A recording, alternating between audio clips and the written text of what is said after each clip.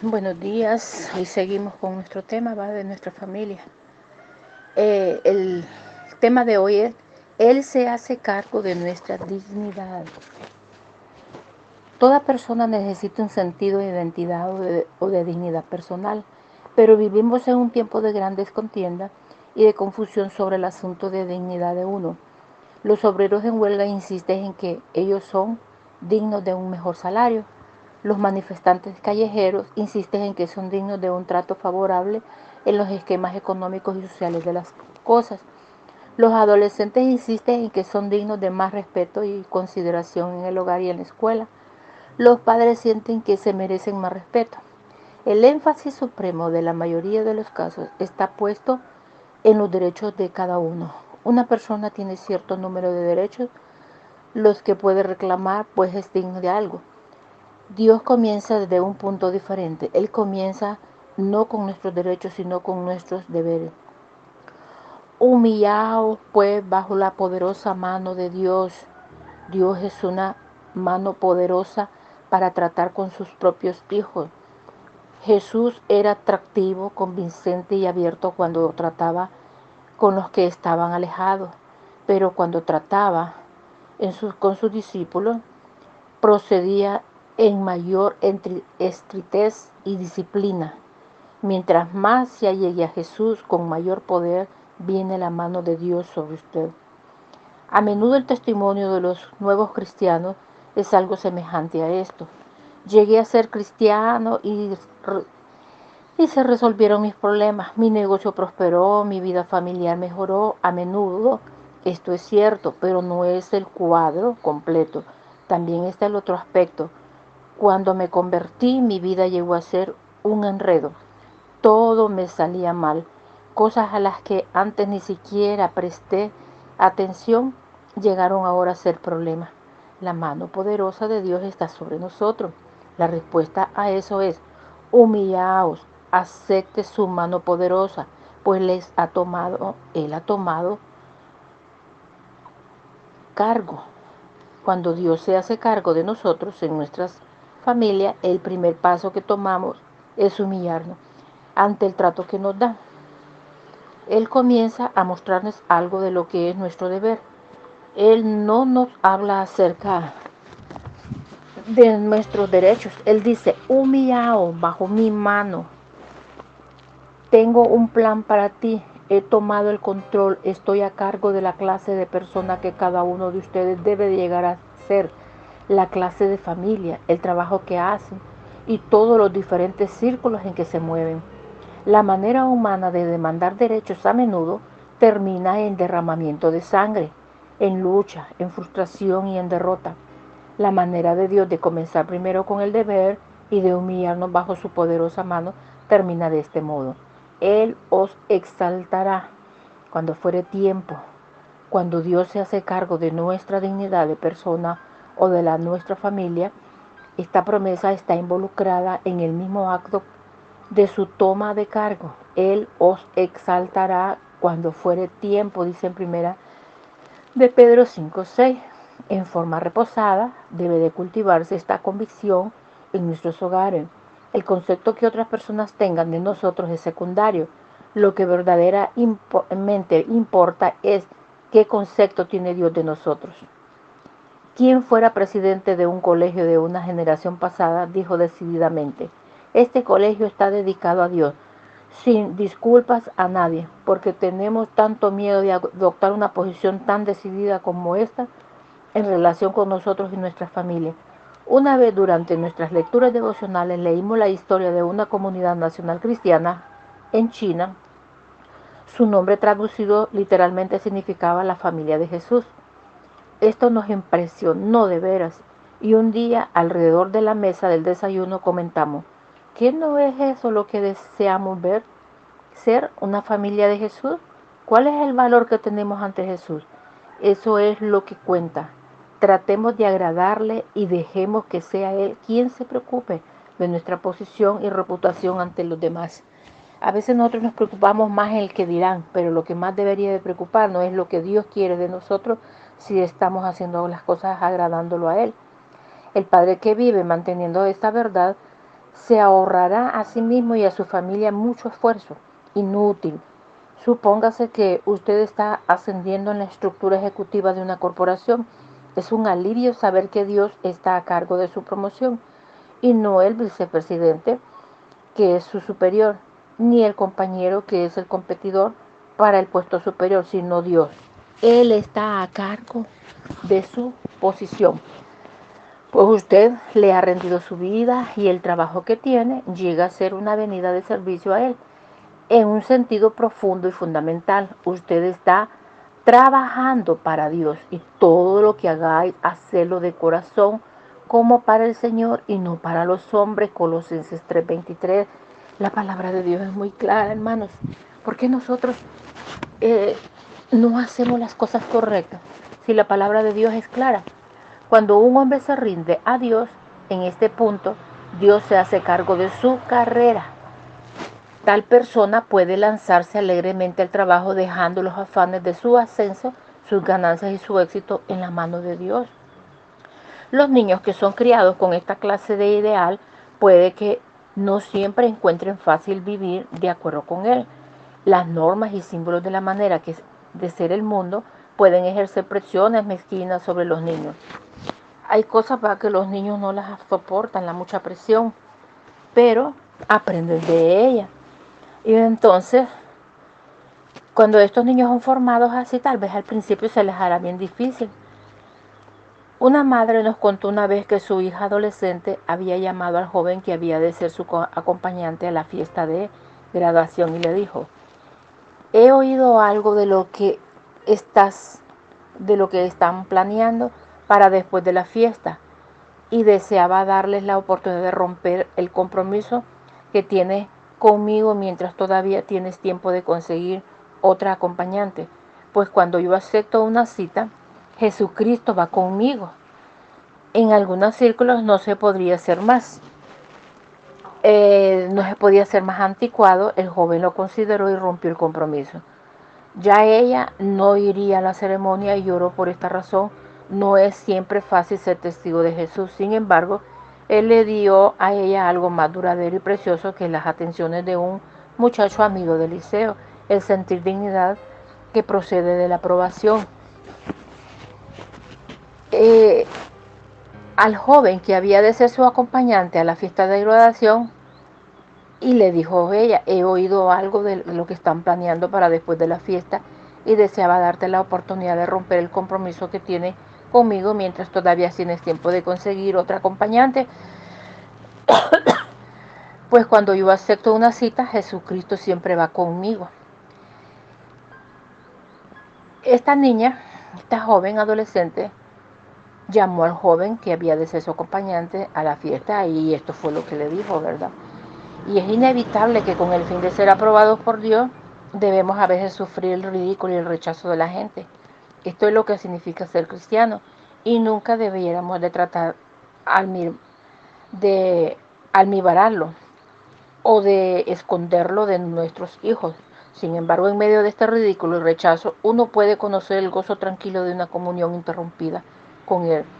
Y más allá, esta es la promesa: Él os exaltará cuando fuere tiempo. ¿Qué es nuestra reputación? ¿Qué es nuestra dignidad?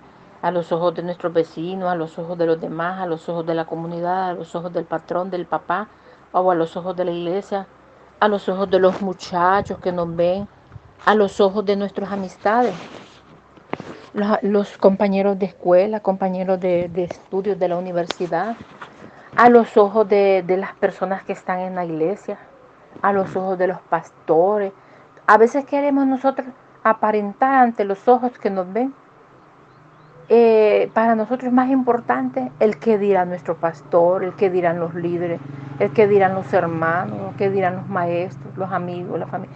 No, hermano, eso no es importante. Las familias que dejan todo este mundo en manos de Jesús están en libertad de entrar en cualquiera de estas relaciones como testigos de Él. Ya no son más tiranazos, ya no son más para estar en temor. ¿Qué podrían pensar de mí o qué podrían hacerme? Ya no tienen que preocuparse más de su posición, pues ha obtenido una posición junto a Él, al lado de cual toda aprobación o desaprobación humana palidece en significado. Esas cosas no deben de molestarnos, ¿verdad? No debemos de pensar en el que dirán. Un evangelista negro que había sido dirigente de una pandilla de adolescentes ofreció algunos consejos muy sensatos cuando dijo: la Biblia me dice que yo estoy sentado con Cristo en lugares celestiales, lo que me ubica en el nivel social más alto del mundo entero. Por consiguiente, no tengo para qué participar en desfiles y demostraciones callejeras, ni en otras actividades semejantes para obtener aceptación por parte de la sociedad. ¿Por qué he de romperme el cuello para ingresar a una sociedad que es inferior a aquella a la cual yo pertenezco? Yo ya soy amado y aceptado. Todo lo que pido es el privilegio de amarle. El Señor, todo lo que le pide, el Señor lo da conforme a nuestra medida de fe y conforme a su voluntad. El señor Skinner dijo esto en relación con algunas de las luchas de su propia gente por lograr un mejor tratamiento en nuestra sociedad. Sin embargo, en una de sus declaraciones, que cualquier familia cristiana haría bien en apropiarse, porque ya ha llegado el día en el Oriente y puede no estar lejos en el Occidente, en que la fe cristiana habrá de verse reducida a los objetos y a los catacumbas. A veces, ¿verdad? Parece que nuestra fe se reduciera en las culturas, en las creencias y todas esas cosas. Pero sabemos que Dios se hace cargo de nuestros afanes, de nuestras cargas, echando toda vuestra ansiedad sobre Él, porque Él tiene cuidado de vosotros, dice en 1 Pedro 5:7. Una persona o una familia lleno de afanes difícilmente pueden ser efectivos testigos para Jesús. Él nos hace testigos suyos precisamente a través de su liberación de afanes, tomando nuestros afanes y cargándolos sobre sí. Pero ¿cómo? ¿Cómo es que Jesús se hace cargo de nuestros afanes? O para verlo desde el otro extremo del asunto, ¿cómo es que echamos nuestra ansiedad sobre Él? Esto comprende más que un acto mental, pues aun cuando la ansiedad es un estado psicológico, está vinculado a factores que están fuera de nuestra mente. Y Dios no nos invita meramente a echar sobre Jesús nuestra actitud mental, sino a echar sobre Él aquello que produce la actitud mental. Hay maneras prácticas por las cuales se puede hacer traspaso de una ansiedad a Jesús. De acuerdo a la naturaleza de la sociedad, usted la transmitirá de un modo particular. Siempre que se suscita con una ansiedad, uno debiera orar para recibir sabiduría para hacer traspaso de ella a Jesús. A modo de ilustración, podemos mencionar unas pocas ansiedades típicas y advertir algunos de los pasos prácticos que debiera uno tomar para traspasarlas a Jesús. Cada familia enfrenta situaciones tremendas. Hay situaciones que nosotros mismos no las entendemos. Fíjese que cuando cada familia enfrenta situaciones y elecciones que pueden llegar a ser terreno propicio para ansiedades pequeñas y grandes, ¿qué podemos decir al compañero de juego que parece tener una mala influencia sobre uno de los hijos suyos? ¿Para qué curso se inscribirá nuestro hijo que está en el segundo año de secundaria? ¿Qué haremos en las vacaciones de verano? ¿Debería de comprometerse en matrimonio un hijo de 16 años? ¿Debe el padre cerrar su negocio de construcción durante 6 meses con el fin de ir a sus propias expensas al campo misionero y para ayudar a construir una escuela o un orfanato? ¿Debería de mamá buscar trabajo para ayudar a ahorrar dinero para enviar a los muchachos al colegio? Esas son situaciones y elecciones que está pensando. Una manera de traspasar las ansiedades de la familia Jesús es practicar lo que podría llamarse el enfoque familiar sobre Jesús. Esto significa simplemente que la familia habitualmente tiene a Jesús en el foco, de modo que sus ansiedades y preocupaciones siempre se ven a la luz de la pregunta: ¿qué piensa Jesús de esto? Esto es una medida de emergencia, sino que, como dice, ¿va?, que esto no es una medida de emergencia, sino que un hábito. Usted tiene a Jesús presente al ir a acostar a los niños y hablar con ellos sobre un problema de la escuela. Tiene a Jesús un foco a levantarse y comenzar a planear un día. Tiene a Jesús en mente cuando en uno de los momentos, ¿verdad?, de de los adolescentes trata de decidir cuáles serán los cursos que seguirá en el liceo. Enfoca a Jesús al considerar la oferta de un nuevo empleo. La familia no se avergüenza de poner a Jesús como el centro de su vida y de habitualmente trae cosas que presentan en el foco alrededor de él.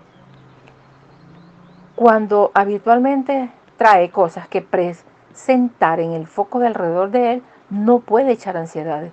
No hay ansiedades familiares sobre Jesús si es que está tratando de disponer su vida en toda clase de moldes libremente elegidos. Si usted tiene a Jesús a un lado como una actividad de un domingo, Él se hará cargo de una ansiedad solamente cuando usted en verdad le eche sobre Él, lo que significa entonces que Él está en libertad para manejarla a su manera. Una joven dueña de casa de nuestra congregación vino a mí una vez y dijo que estaba pensando comenzar a trabajar aun cuando tenía 2 niños pequeños. Su esposo necesitaba asistir por un tiempo a unos estudios especiales, lo que reduciría sus entradas. Ella no veía otra solución sino el que ella se pusiera a trabajar. Lo discutimos y yo le dije que en esta época de la vida sus niños la necesitaban más que lo que necesitaban aquellas cosas que podrían comprarse con ese dinero adicional. Entonces, medio en broma le dije, mejor sería resignarse a comer frijoles por un tiempo y a quedarse en casa. Él estaba dando un enfoque correcto, ¿verdad? Hay situaciones en que los padres cometemos error en ir a trabajar y dejamos a nuestros hijos mucho tiempo solos. Esa tarde su esposo llegó a casa y le dijo, he estado pensando todo el día sobre este asunto y encuentro que no es justo que tú tengas que salir a trabajar. Tendremos que arreglarnos de alguna otra manera. Eso parecía una clara confirmación de la voluntad de Dios, de aquello que yo le había dicho en broma, dice el hombre, esa tarde. Y, y dijo ella más tarde, y yo lo acepté, aun cuando aborrezco los frijoles, dice, a comer frijolitos. La ansiedad se había desvanecido. Ella vio con claridad lo que Jesús tenía que decir al respecto y ella permitió que él se hiciera cargo de esa situación. Pocos días más tarde se presentó una viuda joven para averiguar si conocíamos a alguien que podría hacerse cargo de su niñito durante el día mientras ella trabajaba. Ella lo había estado llevando a una serie de niñerías temporales, lo que había resultado totalmente inadecuado para el niño. Se me vino a la mente esta otra joven. Se reunieron y en sus dos problemas separados se ajustaban de tal modo que como que si hubieran estado hechos el uno para el otro, aún hasta de las finanzas. La cantidad que la viuda joven podía pagar era la cantidad exacta que la otra mujer había dicho que necesitaba ganar cuando estaba considerando entrar a trabajar. ¿Y qué decir de aquellas otras ansiedades que son más generalizadas? Un ánimo abatido, un sentido de frustración o un descontento, aún la franca depresión. Uno podría denominar las ansiedades emocionales, ansiedades centradas alrededor de la propia personalidad y sentimientos de uno. Aquí debemos también mirar los pasos prácticos que por medio de los cuales podían traspasar estas ansiedades de Jesús. Fíjate que esta historia, la primera verdad era que la joven quería ir a trabajar para ayudar a su esposo, porque él iba a recibir unos cursos que eran necesarios para el avance de su vida. Pero ella iba a dejar a sus niños solos y el señor le aconsejó que no lo hiciera. Pues cuando en la tarde que ella viene su esposo de trabajar, el esposo había estado pensando en que ella iba a ir a trabajar para ayudarle a él y él le dijo que no había necesidad, sino que lo que tenían que hacer era como quien dice, un recorte de gastos y aprender a comer frijolitos. Y a ella no le gustaban, pero tuvo que someterse porque ella había aprendido a poner las cargas en el Señor. Pero ¿qué sucedió? En otro lado había una joven viuda que necesitaba trabajar para sostener el hogar y ella iba a pagar muy bien. Y lo que ella iba a pagar era lo que aquella otra necesitaba para ayudarle a su esposo. Entonces ella necesitaba para que le cuidaran a sus niños. Y ahí se solucionó el problema y quizás esta joven cuidó los niños de la otra muchacha viuda en su casa y no se descuidó de los suyos. Jesús ha provisto el cambio. Sus emociones están ligadas a todo su ser. Cuando llega a ser un cristiano que está vinculado en forma mística, pero real a otros cristianos, en lo que la Biblia llama el cuerpo de Cristo, Romanos 12:5, esto es más que una metáfora interesante. Es una realidad mística. Su salud emocional depende de lo que puede recibir y dar dentro del cuerpo de Cristo. Cuando está desanimado, algún otro miembro del cuerpo de Cristo está animándose. Cuando alguien está abatido, usted puede sentirse con ánimo y en condiciones de ayudarle, dependiendo el uno del otro. Si un miembro padece, todos los miembros se duelen con él. Así dijo Pablo, si un miembro recibe honra, todos los miembros con el gozo se gozan, en 1 Corintios 12:26. Esta es la manera en que traspasamos nuestras ansiedades, las emociones a Jesús. Vivimos como miembros funcionales en su cuerpo, en el cual los miembros individuales se preocupan el uno por el otro. Uno casi vacila en mencionar esto, pues demasiado a menudo la iglesia se queda corta en estos objetivos. La gente por todas partes no tiene a su alcance la clase de compañerismo solícito, piadoso, amante, sufrido y lleno del Espíritu de Cristo. Pretende que haya en su cuerpo, sin embargo, donde aún unos pocos aceptan esta visión de la iglesia y comienzan a practicarla, Jesús también comenzará a hacerse cargo de nuestras ansiedades emocionales. En las iglesias, ¿verdad? Hay veces que hay carencia de piedad, hay carencia de humildad, hay carencia de muchas cosas, pero Dios también ahí está encargándose. Y lo hace de una manera notable, y esta es una verdad, nada más que una pequeña parte de la función total de la iglesia. Sin embargo, para uno que se ve cargado de ansiedades emocionales, puede ser como un oasis en el deshumamiento desierto de nuestra cultura presente. Ya hemos sugerido, ¿verdad?, en los capítulos anteriores la forma específica de la cual traspasamos nuestras ansiedades económicas a Dios. Le damos a Él el primer décimo de nuestras entradas, que es el diezmo. Esa es la respuesta más simple que habrá de encontrar para las ansiedades económicas. Cuando le da su diezmo a Dios, es como plantar una semilla en la tierra. En su debido tiempo rendirá su cosecha. Eso es exactamente lo que dice la Biblia. Cualquier padre y esposo debe preocuparse por sus circunstancias económicas. Esa es su responsabilidad, siendo el que gana el sustento y el que provee el hogar, con el fin de que un padre provea para su familia de acuerdo al plan de Dios. Él toma el primer 10% de sus entradas y se los da a Dios. Él se preocupa de sus circunstancias económicas y Él le permite echar ese cargo sobre Él en esta manera específica.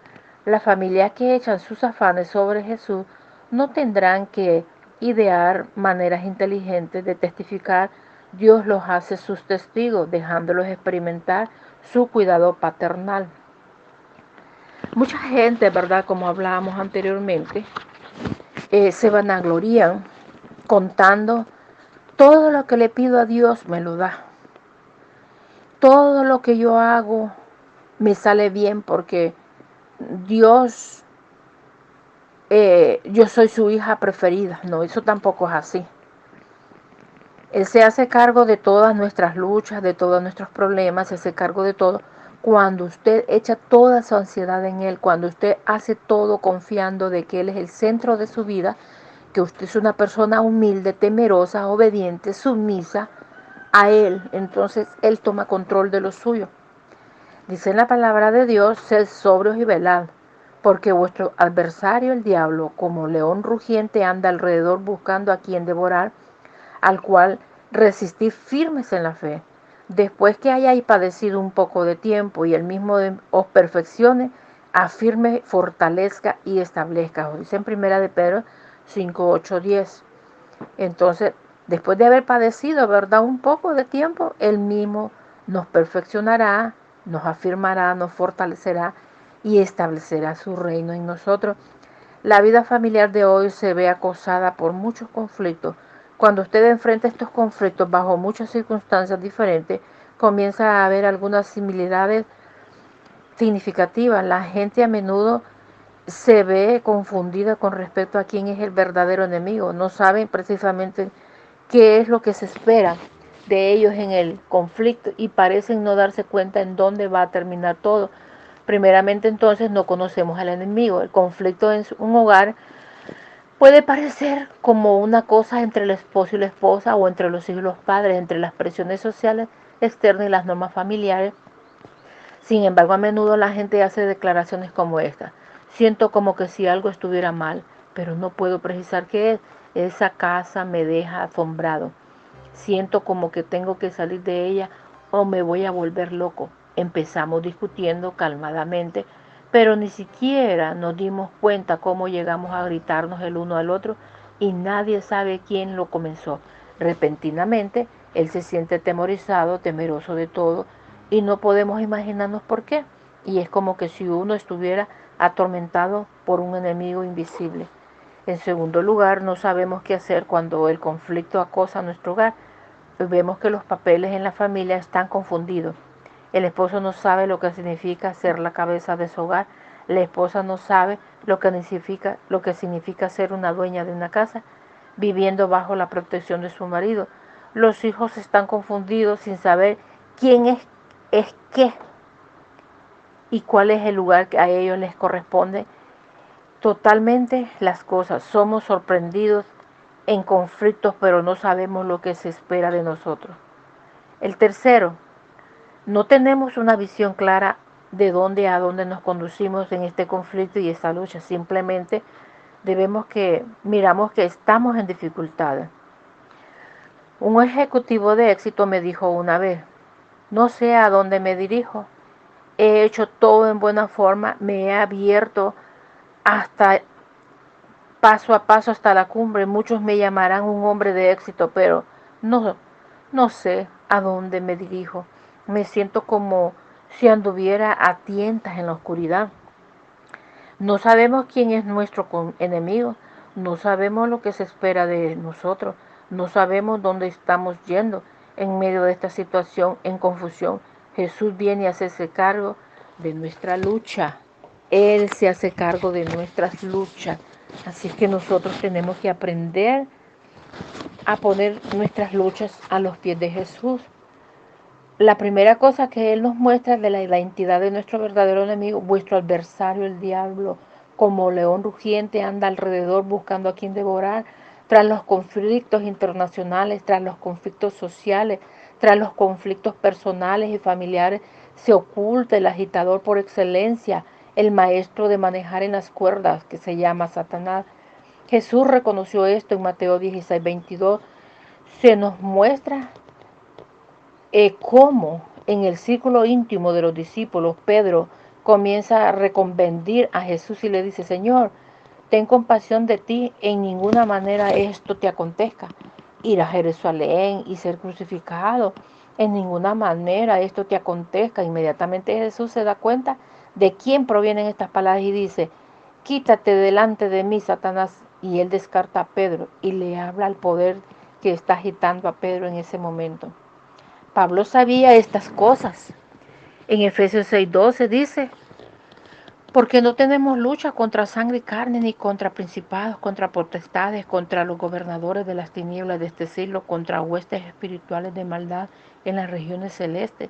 Usted y yo estamos luchando contra esas mismas fuerzas espirituales. Aquellos que consideran que estas cosas son simple superstición y dicen que Jesús y sus apóstoles eran cautivos de una concepción ingenua del mundo propia del primer siglo, no hacen otra cosa que exhibir su ignorancia histórica y su carencia total de concepto intelectual.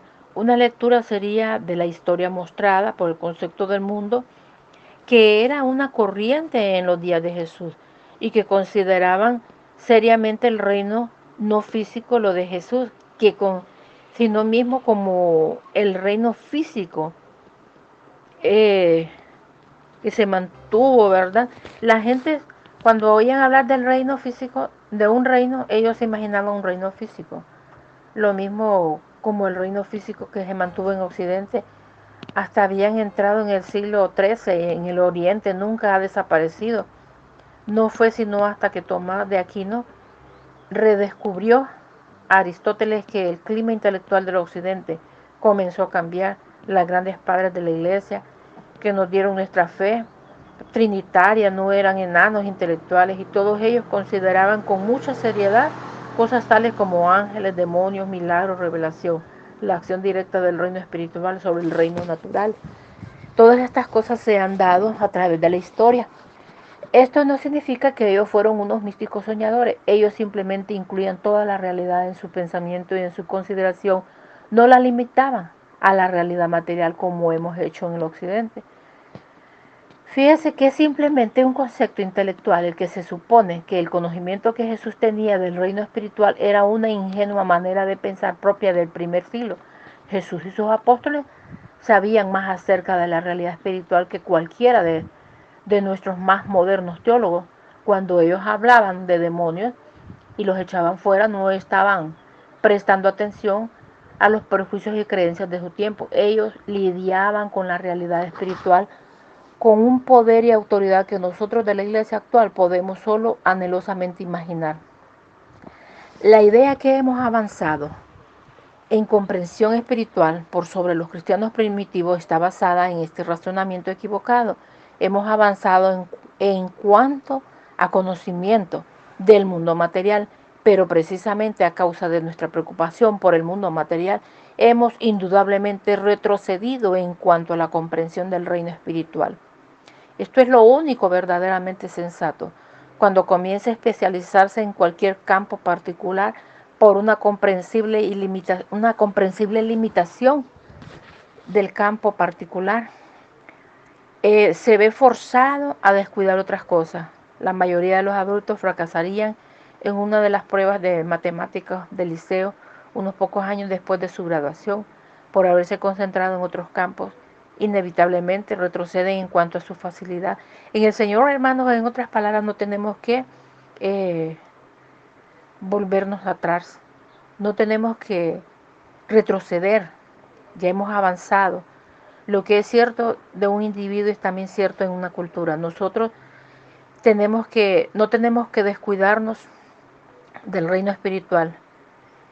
Nosotros tenemos que aprender a caminar y tenemos que estar siempre en clase, estudiando la palabra del Señor, esforzarnos y estudiar, escudriñar lo espiritual, estar pensando de que lejos de haber progresado más allá en la iglesia primitiva, en realidad estamos viviendo unos tiempos muy difíciles. Estamos viviendo unos tiempos tan difíciles donde se mueven muchas cosas, pero tampoco tenemos que provocar las tinieblas. No las provoquemos. Tenemos una comprensión menos cierta del reino espiritual que lo que tenían Pablo y Pedro.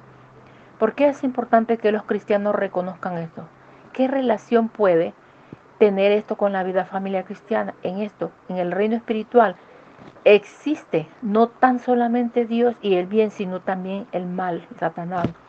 No puede aceptar la realidad de Dios a menos que acepte también la realidad del mal. La Biblia habla de ambos, es idéntica terminología como seres personales. Cuando no toma en cuenta seriamente el poder del mal, cuando no se pone la armadura de Cristo, Efesios 6, 10, 18, entonces le está dejando a Satanás el camino libre. Usted y su familia llegan a ser como una pelota, la que él puede patear más o menos a su propia voluntad. Cuando Dios se hace cargo de nuestra lucha, Él abre nuestros ojos para que veamos quién es el verdadero enemigo y Él puede probar esto en su propia experiencia cuando advierta que está inexplicablemente irritado con una persona o impaciente con una situación. Dé un paso atrás, permita que el Señor le dé comprensión de la actividad de agitación que ejerce el mal. Satanás puede que él esté introduciendo un pensamiento o actitud o un sentimiento en su mente. Juan 13, 2:27. Es necesario reconocer esto. Puede hacerse a un lado y desvincularse de aquello que está aceptado como su propio pensamiento o sentimiento. Usted dice, ahí está, ese es el enemigo, quítate delante de mí, Satanás. Es sorprendente ver cómo cambia la complejidad y la situación. Esa persona no es tan molesta después de todo. Esta situación no es tan imposible como pensó que era. Es entonces cuando se da cuenta que ha estado soportando el ataque de un enemigo extremadamente astuto. Por cierto que esto no significa que vamos a comenzar a atribuirle todas las dificultades a la actividad de Satanás. También tiene su parte en esto el fracaso humano y la sencilla maldición antigua. Lo que queremos decir es que no debemos caer en el error opuesto, tan común en nuestra cultura occidental, de no atribuir nada a la agencia satánica. Podemos ver que en los tiempos que estamos hay mucha lucha, pero esas luchas son luchas espirituales. Cuando Jesús, aquí en segundo lugar, cuando Jesús se hace cargo de nuestras luchas, llegamos a saber lo que se espera de nosotros. Resistir firmes en la fe, sabiendo que los mismos padecimientos se van cumpliendo en nuestros hermanos en todo el mundo. Y este es el gran tema de los cristianos combatidos. Resistir, resistir, resistir. Tengamos firmes, no se amedrenten, no se detengan, no nos detengamos hasta que hayamos llegado al final de la carrera. He peleado la buena batalla, he acabado la carrera, podía decir Pablo cuando estaba a punto de ser martirizado en 1 Timoteo 4:7. Él hablaba así con una seguridad porque él sabía cómo estaba su condición espiritual ante Dios. ¿Ha terminado usted? ¿Ha terminado la batalla con su familia? ¿Ha puesto ante Dios todos sus problemas, sus sufrimientos, sus inquietudes, sus dudas? Sabiendo que la misma experiencia de sufrimiento se requiere de los cristianos de todo el mundo. Jesús mismo fue perfeccionado por medio del sufrimiento, Hebreos 2:10. Él no podía eludirlo, tenía que experimentarlo. Esto significa que una familia cristiana tiene que dar un sí inicial a su situación. Cada mañana al despertar debemos decir, sí Señor, sí a todo lo que tú me pongas en mi camino hoy día. Finalmente sabemos el resultado. El mundo no conoce a sus enemigos, no sabe lo que puede esperarse de él y no sabe a dónde va. Pero el cristiano sabe quién es el verdadero enemigo, sabe lo que se espera de él y sabe el resultado. Victoria, más el Dios de toda gracia, el Dios cuyo amor se activa en vuestro beneficio, os perfeccionará, os afirmará, fortalecerá y establecerá. Este Dios que le ha llamado a su gloria eterna en Cristo, lo restaurará, establecerá y fortalecerá a su debido tiempo. La familia cristiana cuenta con un Dios que es Dios de batalla, un Dios que obtiene victoria. Cuando Dios se hace cargo de nuestra lucha, entonces podemos contar con sus promesas. En su tiempo, Él nos fortalecerá y establecerá en victoria. Una familia semejante de la cual se ha hecho cargo será un testigo como familia y en forma individual. Ellos saldrán lo que valen, ellos sabrán lo que valen.